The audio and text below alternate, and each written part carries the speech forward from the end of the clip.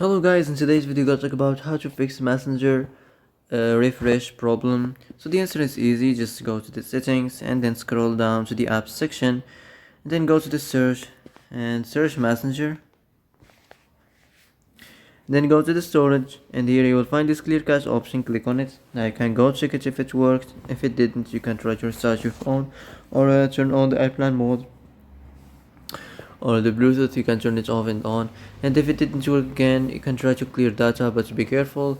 When you clear data, all the Messenger's data will be deleted. This includes all files, the settings, the accounts, the databases, etc. So be careful if you want to clear data.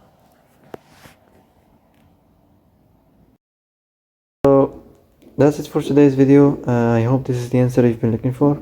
If you like this video, don't forget to like and subscribe, and see you in the next video.